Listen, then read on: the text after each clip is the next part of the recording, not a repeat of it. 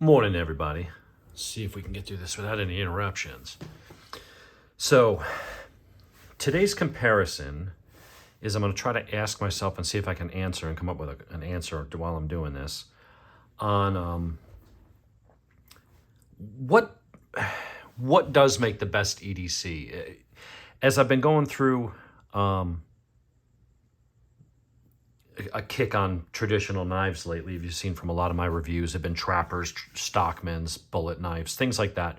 From Boker, GEC, Rough Rider Reserve, some items from Case.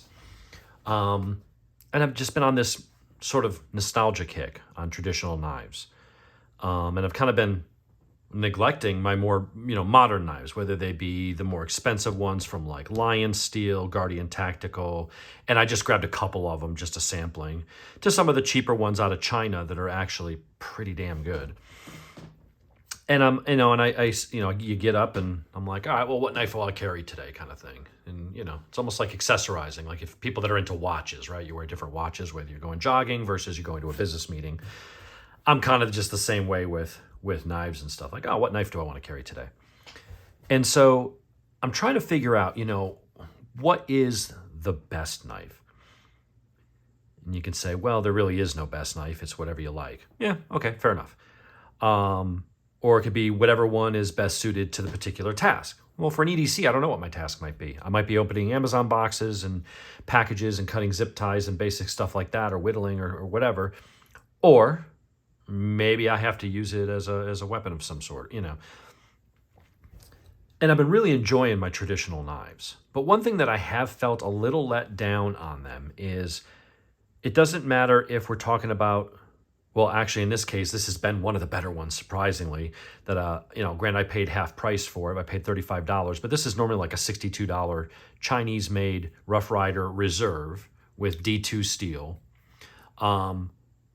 Has been better than the cases and stuff. And frankly, it's been better than the Boker. The Boker is better, I think, looking, and the blades are nicer and stuff like that. But I've been having a problem, and this apparently is something that is inherent with slip joints and traditional knives, is everyone talks about their walk and talk. Oh, you got to have that nice clack, that snap, that walk, which I think is a stupid term, but whatever. They came up with a term to describe the action, if you will. And everyone's all about the walk and talk, and it's got to have that walk, and that talk at that blade's got to snap shut with a nice, perfect, crisp clack. Okay, well, when you do that, more often than not, you're going to find that you're damaging your blade. And I found that out on now several of my knives. It's been happening on this trapper. It happened on my more expensive $107 Boker. It was happening on some of the Rough Riders. It happened on this one, although it was more of the damage was happening up near the tip. And there was a couple others. And I went through and it was like 30 or 35%, about a third of my traditional slip joints, whether they were cheaper, $18 Rough Riders, up into over $100, they were having that same issue. And some of the blades have wiggle and wobble, and because it's pinned, you can't adjust it like you can with all of these. So I'm looking at it and going, okay, the quality's there. It's a nicely put together, nicely finished knife. But you either have to grind away quite a bit into the blade so that so another viewer had said it's called wrap. So you get your walk and talk, and then when the blade goes in and it over travels, because they don't want the tip sticking out and snagging you or your pocket. So that blade has to go down in, but it's a thin handle, so it has a chance of, if it has a strong spring, of going in and smacking into the steel bar, the actual spring. And so the fix on a brand new knife, and I'm told this happens even with some of the $100, $150, $200 GECs, is, well, you just sharpen it a few times and correct it, and eventually you'll grind off enough of the steel on the blade so that it doesn't hit that anymore. Or you have to do what I did, which is put in leather spacers on several of my knives. This has one, this case has one, this case trapper has one, so do some of my other knives, some of the Rough Riders and stuff like that. So this is a common problem. It's not just the cheap ones, it's even the more expensive ones. This GEC doesn't seem to suffer from it, but I think that's because it's got a thicker handle. It's wider, and so there's more room in there, and so they don't have that problem. I also noticed that on this Stockman, which I thought was going to have it, this Stockman also has pins put in there that actually hit here either at the sharpening choil or actually on the flat part of that blade. So it prevents that from happening. But some of these traditional ones don't. And so I'm looking at knives that are really nice, but I'm having to do repair work. I'm having to sharpen them to get rid of a dent, an actual dent in the blade. So when I'm slicing something, it goes and catches. I'm like, what the hell? This thing felt razor sharp. And I'm like, oh, I must have closed it 2 or 3 times and I've ruined the edge. That to me is not the sign of a good design. And the fact that you have to fix it by grinding down the blade, and as you grind more of the blade to shorten it so that it doesn't hit that, you're grinding into a thicker part of the blade. And then, it just, to me, that just doesn't seem optimal. So the other thing is you don't have pocket clips typically on these. You don't have one-handed operation. It has to be two-handed opening. And then you can close it one-handed unless you're going to worry about smacking your blade and you don't want to sharpen it or keep sharpening or putting in leather or rubber spacers to act as buffers to prevent the blade from killing itself. You need 2 hands to close it. And it floats around in your pocket and stuff. And that's where I'm like, you know what? Am I carrying these lightly just because it's kind of like what's old is new and it's different? I like traditional stuff in that sense. I like something that sort of stood the test of time. However, just because it's old, I'm guessing, doesn't necessarily mean that it's good. We all like the idea of classic muscle cars, old GTOs and Camaros and the original Mach 1 Mustang from whatever James Bond movie that was in. I forget what it was. You look at those and you're like, those are cool. But the reality of living with one every day and how much it needs to be repaired, or, wow, the brakes on this thing suck. Drum brakes suck. It may have been good at the time, but technology moved on. And while we have that nostalgia and it appeals to us because it reminds us of when we were kids growing up, and those were the cars in this example that we lusted after, the reality is owning one today, and then you're like, the handling sucks, the brakes suck, bias ply tires, they suck. Carburetors suck. If you go up in elevation, it's not like fuel injection that can adjust the mixture and stuff. So you're just like, is the nostalgia and the hearkening back to, the days of yore, if you will, are those worth putting up with a lot of the compromises? When you put this knife together, they do the best job they can at the factory, but that is pinned, peened, and polished, and the tension is kind of what it is. So you might get a blade that is fairly good and it doesn't move and wiggle around as much, and then the next one's going to be wiggling and wobbling all over the place. And it's not easy to fix that. So you kind of got to get a good one. But even then, over time, if you're really using the knife and you're really cutting and putting pressure on it, or especially if you do any kind of a twisting motion, you will start to loosen that knife up. Whereas with any of these other knives, and even this one, which is a slip joint, well, I can just tighten that pivot screw 1/32 of a turn, go and retighten it up. So I'm looking at these, and these are beautiful. They're conversation starters. They're fun. There is some benefit in utility in that you've got, multiple blades for multiple cutting purposes. You can have different tools on them and things like that. And so in some ways, I do think these make sense as EDCs. But then I want to think about just the practicality of just being able to open up a box or do things, and also the quality and how well constructed they are. These knives could be better quality than a $29 Chinese-made Utilitac 2 from, I think it's an Ontario Knife Company. The quality of the Boker, of the materials, the finish, the steel used, are going to be better than the AUS 8 and plastic and, just plain old stainless steel liners. However, the manufacturing techniques of modern manufacturing, this is a better knife. And you may think that's crazy to say that this knife at less than a third of the price of that is a better knife. This is a $230 knife, plus tax or whatever. I think I paid like $245 or almost $250. You could say, well, look, this is birch and it's this and it's that and it's a good steel blade and all this. Yeah, but if I was going to have to rely, if I was in a situation where I needed a heavy use knife, I needed a knife that was going to hold up to the elements. It was going to hold up to some abuse, and I had to really use this hard. I had to use it for piercing things. I'm not going to reach for any of these things. As nice as that may be, even my GEC, this is a beautifully crafted 1095 carbon steel blades, I believe, or 1085, but it's a really good, I mean, beautifully ground. This is an excellent gentleman's folding knife. If I had to go in the woods, or if I was in a situation where I really need a blade for something, and it's something that I don't know what I'm going to need it for, but it's going to have to be something sturdy that holds up and won't fall apart or close on my hand and injure me, I would never grab one of these. You know, the ability of having a knife like this that is all reinforced and can be adjusted and is just built like a freaking tank for a fraction of the price, in a lot of ways, I thought I could get through this without having interruptions, but hold on a second. Shut up! And so, even this cheap-ass knife, in a lot of ways, is a superior knife when it comes to use. Now, if you say, well, materials, the quality or resale value, I get that. And I'm not looking at it from a collector's standpoint and value and things, because to me, having a knife collection because you like knives and stuff, but people are like hardcore collectors and they don't take them out of the wrapper and, all this stuff. They have thousands of knives. They really call themselves a collector. Collector's another word for hoarder, okay? They just hoard something that they think has value, but it's still hoarding. They're hoarding cool things, but in any case, are these actually better knives than these? I mean, we've got your little Civivi Drifter 2. Small, and here's an example of where it kind of bridges the gap between old and new. You've got an older style, clip style size blade, shape blade. You've got your whatchamacallit, you've got your pocket clip though.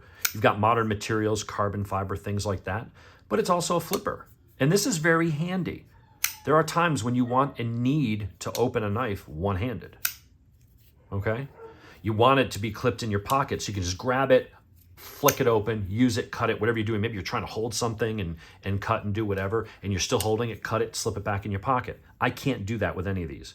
I have to fish around in my pocket. Maybe it's upside down. Okay, so I get it out, I got this, and I need a free hand. I have to have both hands to deploy this knife.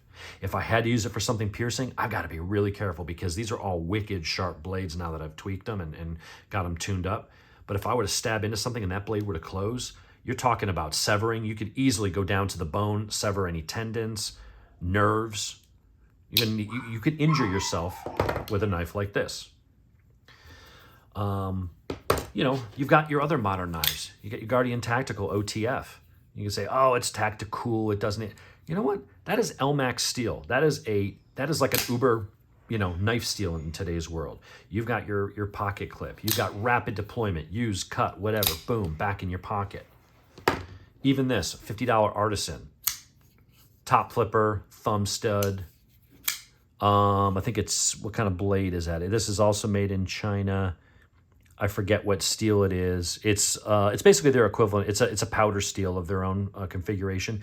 It's basically D2.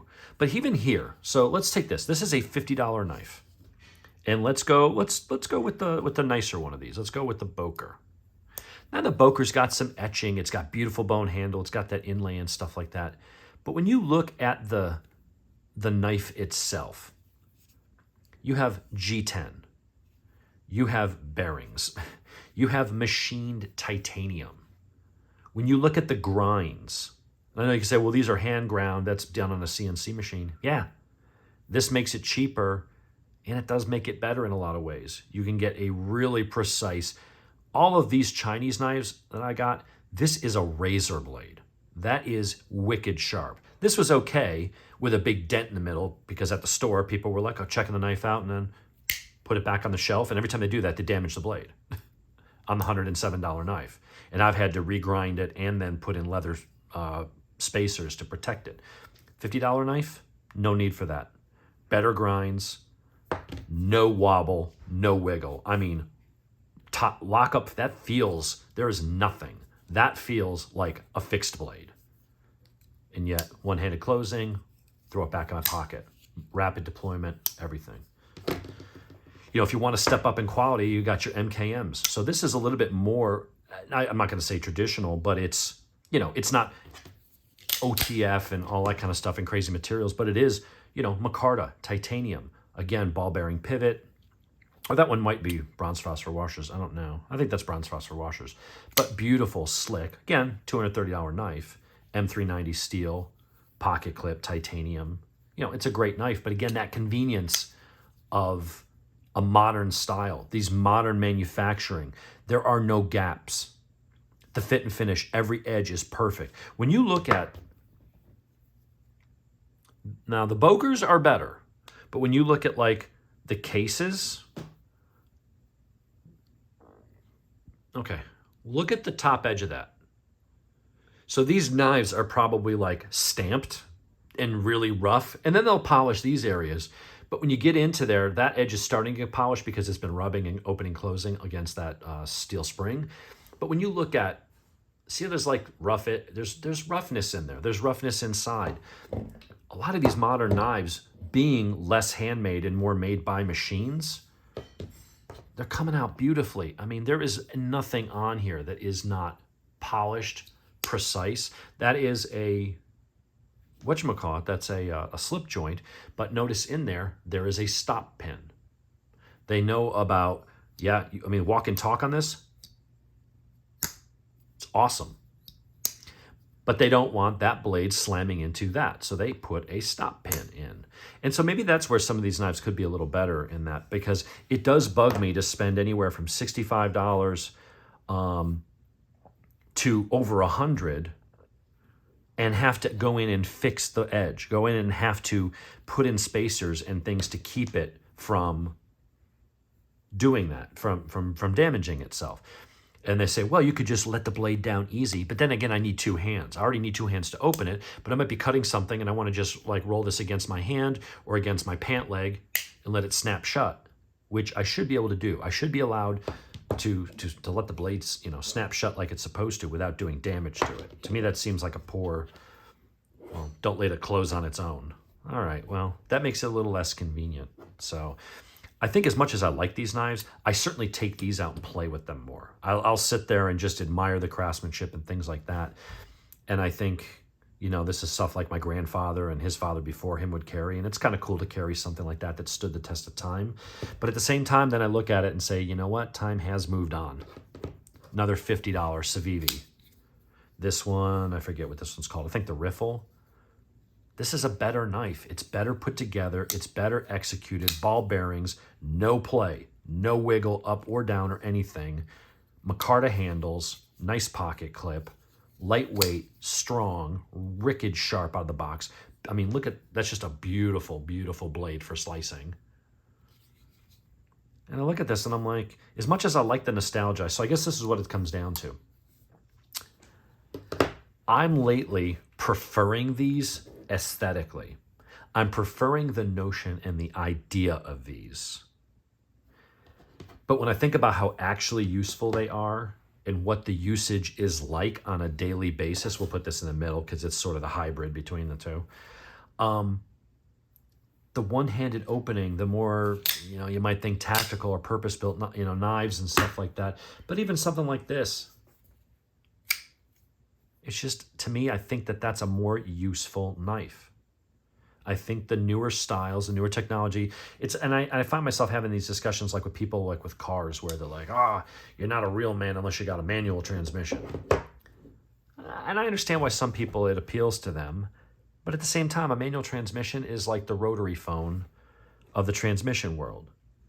And it's like, I think on some point it's ego. I think people like doing something that they think is kind of a lost dark art that most people can't do, and it makes them feel special, and it's a differentiator, like, hey, I can drive a stick. Well, meanwhile, so can my grandmother. Everybody drove a stick at one point, so it's not that big of a deal. It's kind of like when you see people goofing on millennials. There was that video floating on the internet where a bunch of millennials were handed a rotary phone and told to dial a number, and they all sat there like idiots, not able to do it. And at first you want to laugh at them and go, the stupid millennials. But then at the same time, I'm kind of like, well, if someone said, here's a cow, go milk it and churn your own butter, I'd be like, what? Meanwhile, the Amish person who doesn't know how to work an iPhone or anything else would be looking at me going, you idiot. How are you guys even alive? How have you survived not having basic skills like feeding yourself? And the reality is that there's certain things that just go by the wayside because something better comes along. And there's always going to be that group of people that wants to cling to that, whether it be for nostalgia, whether it be because they just find it interesting, whether it be because it makes them feel special. Because why would you want to do the thing everybody else is doing? I want to do the thing that maybe is considered more rare or more of a skill, even though technically it's not. It's not that millennials can't master a rotary phone or new drivers couldn't learn to drive on a stick. There's just no need to because there's better options out there. And I'm looking at knives kind of that same way. I like these for what they are. And I haven't carried a modern knife in probably 3-4 months. I've been carrying all these kinds of knives. But I'm kind of like, well, when I do need a knife, a lot of times it's like I'm holding an 80-pound bag of dog food in one hand over the bin I need to empty it into. And I'm like, okay, I got to pull it down, get it out of my pocket. Oh, it's upside down because it flipped in my pocket. Got to open it up, then pick the bag up. And I'm kind of like, let's see, if I was holding the bag and I went zip and put this back in my pocket as it dumps in there, I'm like, that's easier. Like, that's an easier use. It's like this may be the old way, but as a tool, having to do that. Plus, with these nail nicks, that's another thing I've noticed. Not having thumbs or flippers or things like that. Well, I chew my nails, or right after I got out of the shower, and your nails are kind of soft from being in the hot water, and I go to do this and I bend my nail back, or the nail just doesn't get any grip, and I have to try like 4 times because the nail, it's a super tight spring, and the Boker especially, that nail nick is not that sharp. Like, you've got to have the nail be the right size, and you got to really push it in there. There's a few times where it goes rip, and all of a sudden my thumb's bleeding because I separated my nail from the whatchamacallit. This one doesn't seem to be as bad because it's got a much deeper nail nick. And the spring is, that spring is half the tension of this, if that. It's a very soft spring on that one. This one's kind of in the middle, but again, a very generous. So there's just like little things like that. You'd look at that and go, oh, that's not hard to open. But sometimes it is, believe it or not, if it's got a very shallow. This one was one too. It's a very shallow nail nick, and it's a very strong spring. And so your nail oftentimes slips out of it. If it's not a hard 90-degree edge, it's kind of, aesthetically pleasing and doesn't look kind of like that. That looks better, but it's not as functional. And so same thing with this one. It's not that deep, and your thumb has a tendency to kind of slide off of it, and it's a lot of pressure, and that spring is tight all the way up to that point. There's a couple times where I started ripping my freaking nail off or tearing my thumbnail trying to open a damn knife, as opposed to, boom, use it, fold it, put it away in your pocket. It doesn't get easier than that. So, in my estimation, what's better? The nostalgia and the coolness and the whole, retro thing being cool right now, and the craftsmanship and the way it's put together in the materials. I appreciate these knives a lot more than I used to. Kind of like I appreciate revolvers for what they are over semi-autos. I think they have more character. I think they have some things they're very good at, the utility of having multiple blades and things like that. But if I was going into battle, if you will, would I grab a 6-shot revolver? No, I'm going to grab the 18-round Glock. Would I grab an M1 Garand? No, I'm going to grab an AR-15 or an AR-10 or a Tavor, a modern rifle that has, a lot better performance and options and easier to manage and smaller and all that kind of stuff. So anyway, that's, I think these win the coolness factor like the old muscle cars. And they still have a place. I'm not getting rid of these. But when it comes to my daily driver and what makes sense to actually use on the daily basis, I want the modern Chevy truck or the Toyota or, whatever, the Mustang, whatever, the modern car that has the modern features, modern electronics, modern reliability, fuel injection, all those kinds of things, because they make a better day-to-day tool for real-world uses. I don't know if I raised more questions than I answered, but I went into this going, which one do I really like more? I appreciate these more, but these are more useful. I think I'm going to go back to start carrying more of these. So anyway, that's my rambling. I'm going to go ride. Enjoy your day.